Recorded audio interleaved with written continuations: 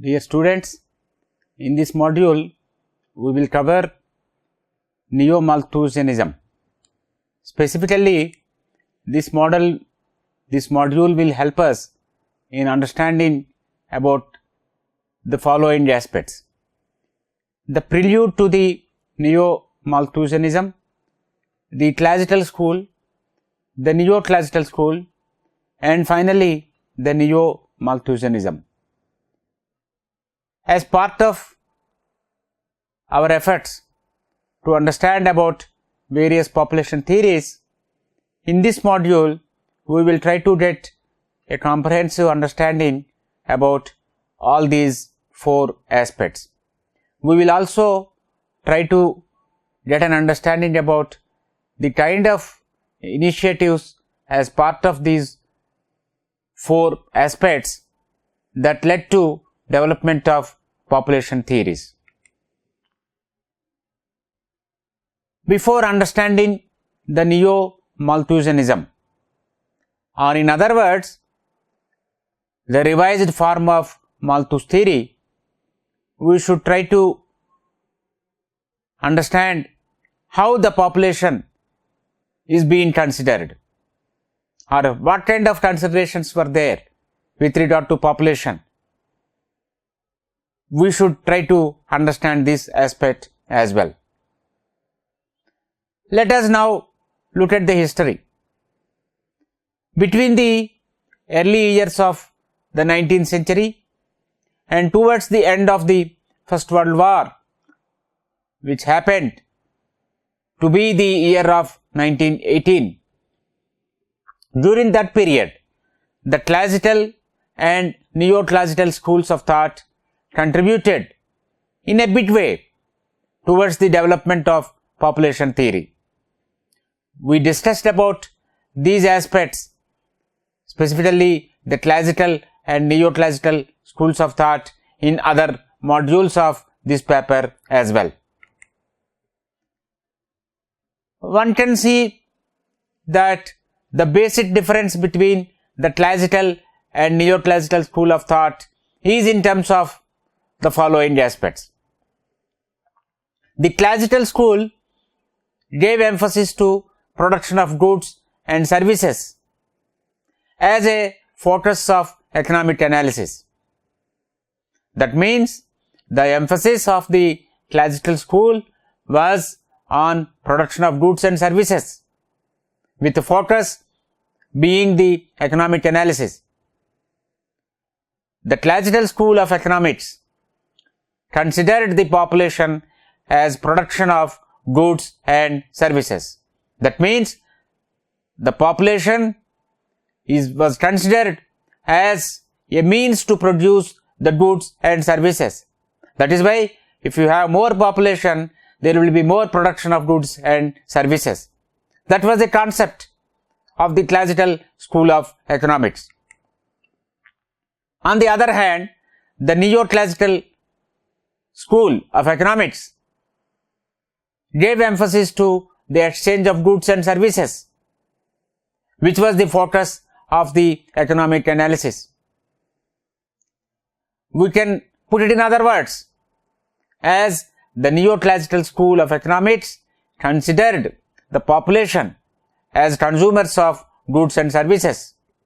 One can see the difference between the classical and neo-classical school of thought.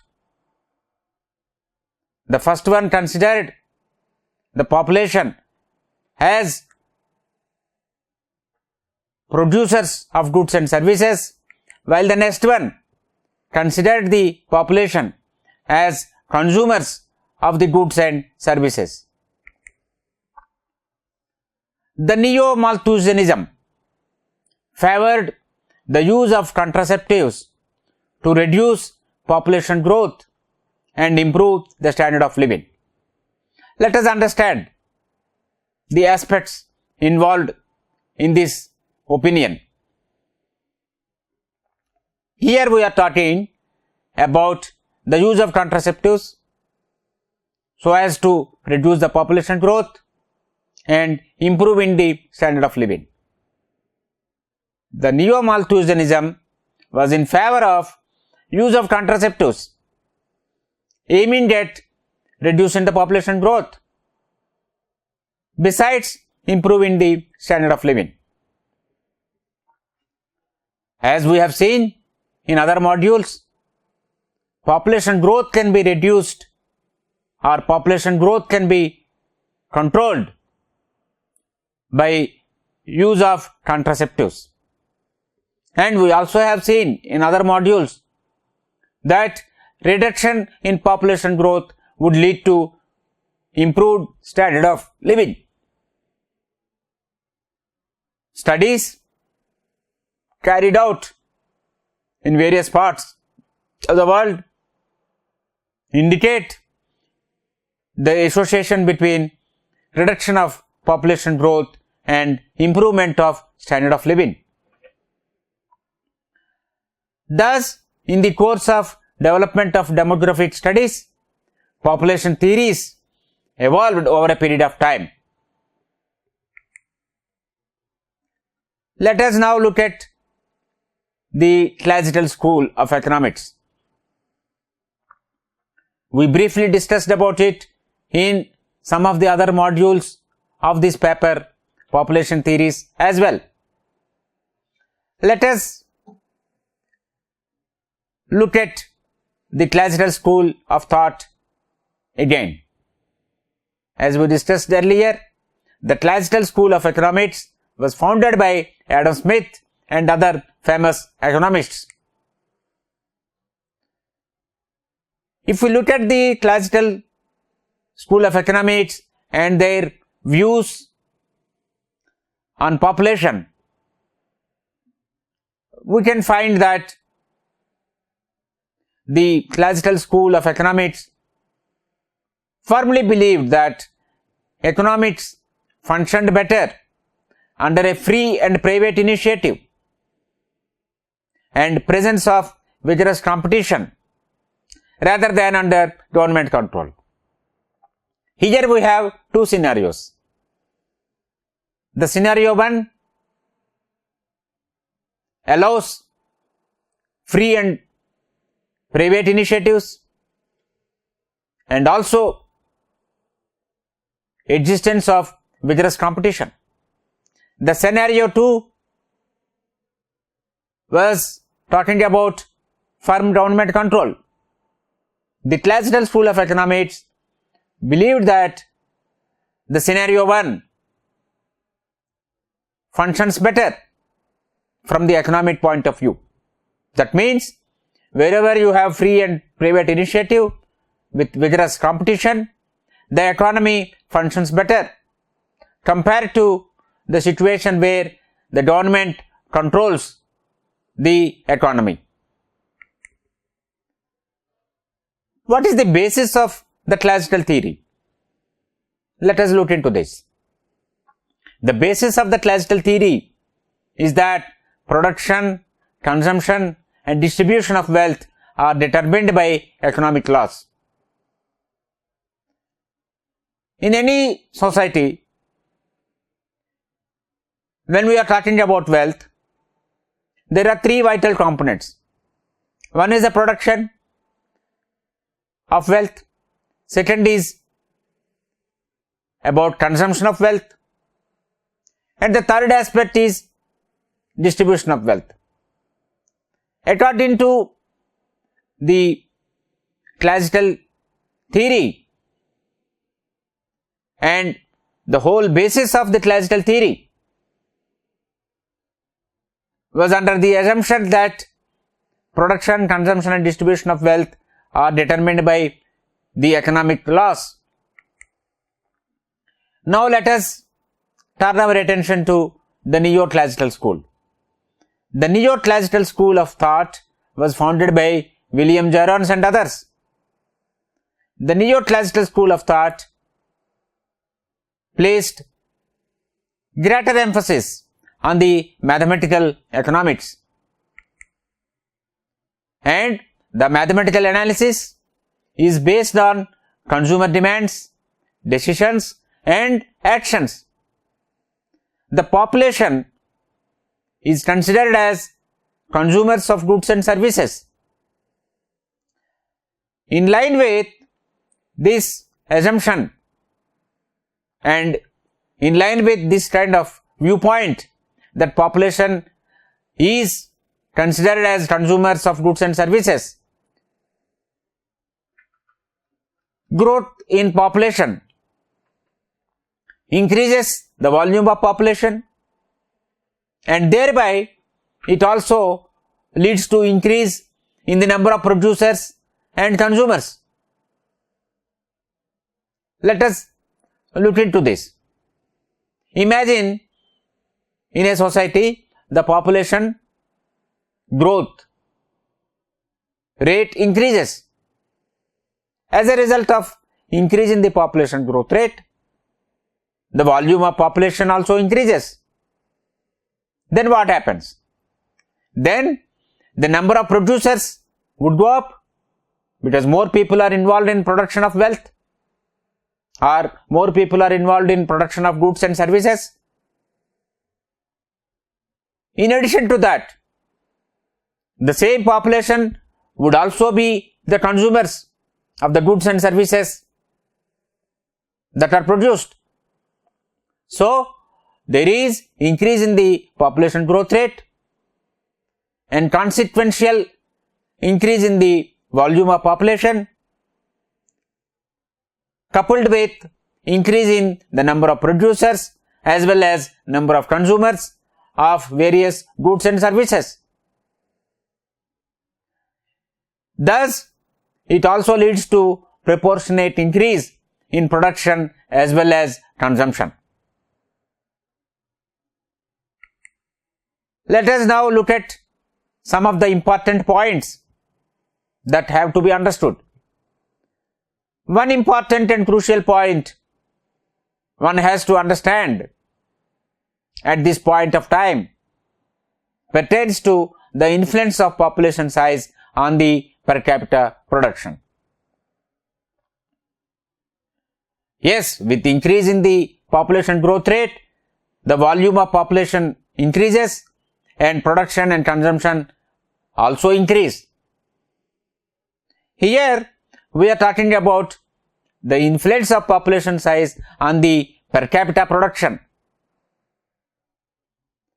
The production per se goes up, but is there an increase in the per capita production as well with the increase in the population size?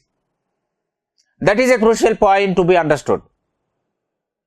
However, this issue about the influence of population size on the per capita production was resolved when the principle of diminishing returns was formulated in the second decade of the 19th century. The law of diminishing returns, we discussed about it in some of the other modules, but let us spend some time to have a relook at the law of diminishing returns. The law of diminishing returns in the field of economics is defined as follows. When any one factor of production, say labor, is increased, the average production per labor will decrease under the assumption that other factors such as capital and land are held constant. That means at a certain point, even if there is increase in the labor that is available, the average production per labor may decrease. This is the consideration of the law of diminishing returns. Several studies showed that the law of diminishing returns is felt more or observed more in the agriculture sector than in industrial sector. That means increase in the labor that is available leading to decrease in the average production per labor would be observed more often in the agriculture sector compared to the industrial sector. Let us understand other dimensions of this. Let us assume that there is presence of division of labor and advancement in the technology, particularly in the manufacturing sector. Then is the law of diminishing returns applicable there? The theory says that in such kind of a situation where division of labor is there and technological advancement is there in the manufacturing sector, then perhaps the law of diminishing returns is not applicable. And the law of diminishing returns was also supported by the Malthusian doctrine. This is an important aspect that has to be understood.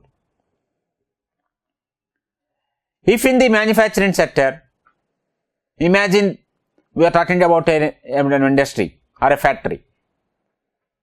If there is division of labor, which is clearly spelled out and followed, and the industry also has the benefit of advanced technology that is applied for production. In such kind of a scenario, increase in the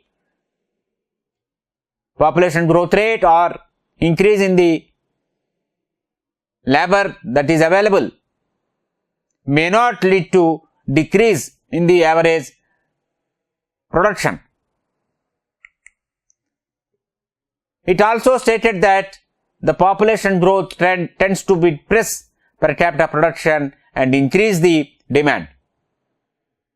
So this is another important aspect of this theory. The increase in the population growth would depress the per capita production and it increases the demand. As the 19th century advanced, there was enough empirical evidence to prove that the population growth and the general well-being of the people went hand in hand. Of course, this observation was used to discredit both the Malthusian theory and the principle of diminishing returns.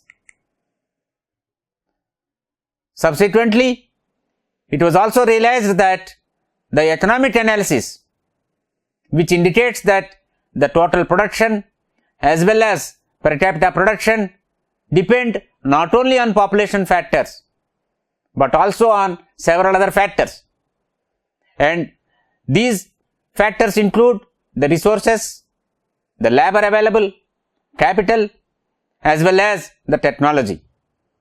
That means the total production or the per capita production depend on several factors.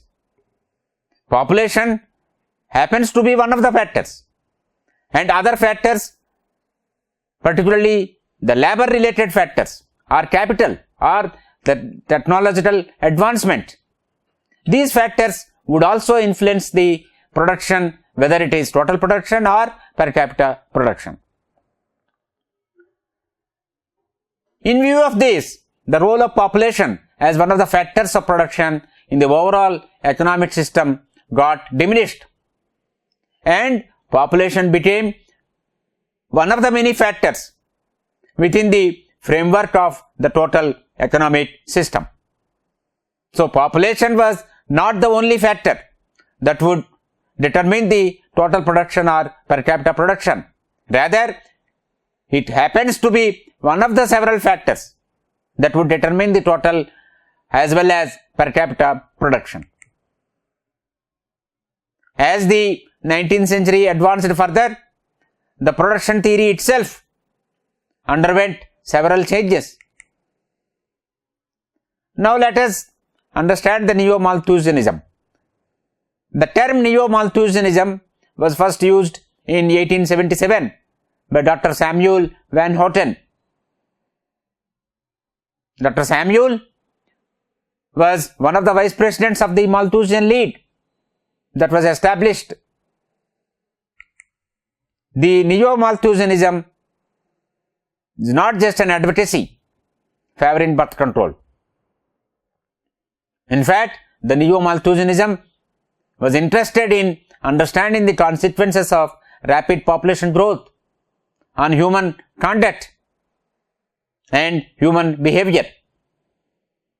So the idea was to understand the implications of rapid population growth on human behavior as well as human conduct. The Neo-Malthusian thinking,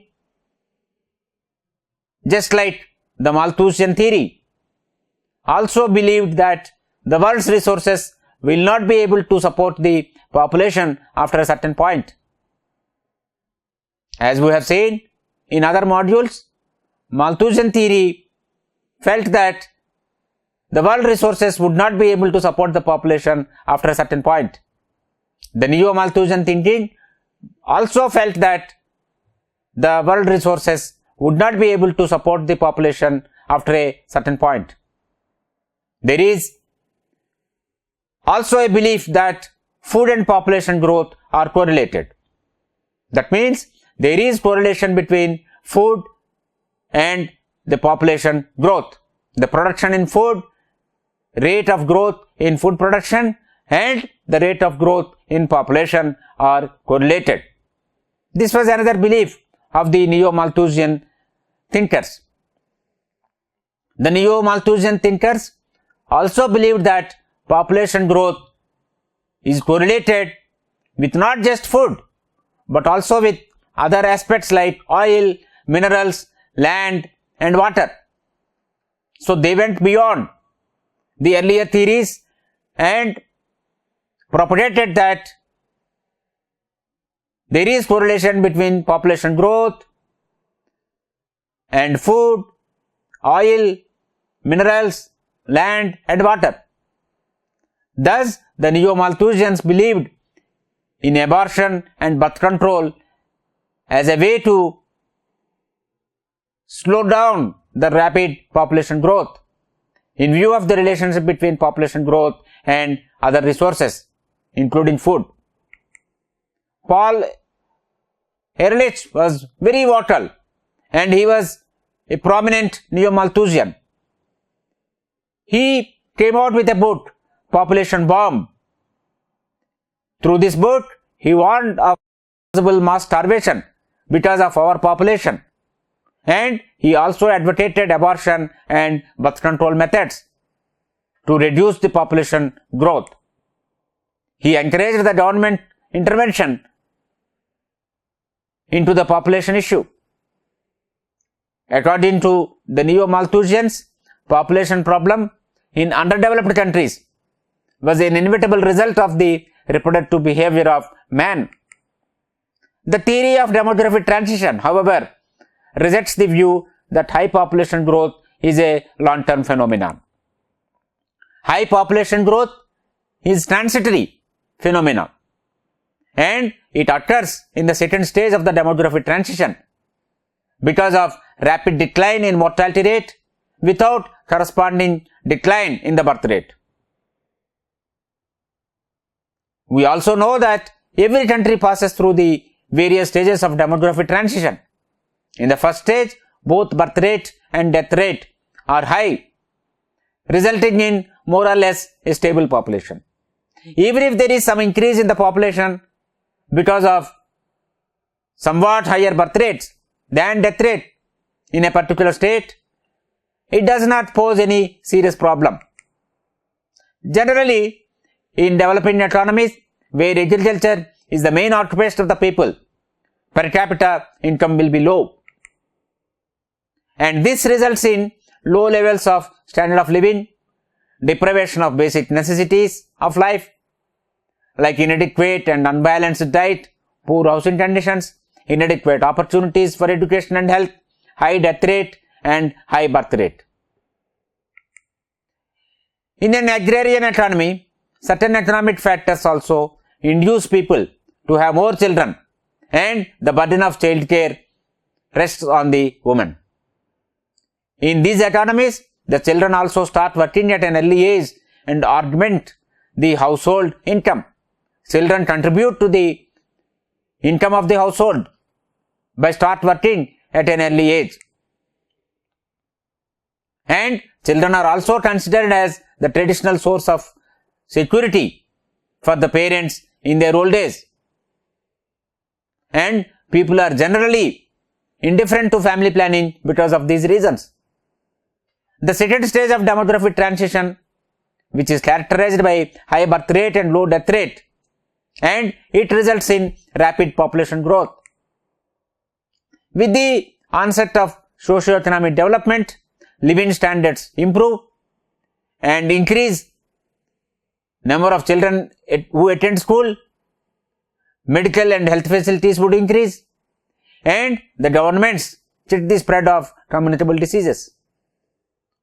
All these developments together would lead to reduction in the death rates. But the fertility attitude would not change, and hence the fertility remained high, and as a result the population growth rates would accelerate. When a country is experiencing both second stage of demographic transition and stagnant economic growth, large section of the population remain below the poverty line, and economists call this as population explosion. So, dear students, in this module we looked into the Neo-Malthusian theory, we looked into the relationship between population growth, production and consumption. We also looked into the relations or associations or correlations between population, food, population and other resources such as water, land, oil, etc. So, in a nutshell, this module provided us an opportunity to understand the thinking of the Neo-Malthusians with regard to the population growth and its association with other factors such as food and other resources. We also looked into the three stages of demographic transition, wherein the role of population growth and its association with development was clearly highlighted by the demographers and thinkers who studied the population growth, structure and its impact on the development of the society. We also looked into the Malthusian theory, and we also tried to understand the difference between the neo-classical school of economics and the classical school of economics. In a nutshell, this module helped us to get a better understanding about the population theory that was brought out by the Neo-Malthusian group of thinkers. So, thank you so much.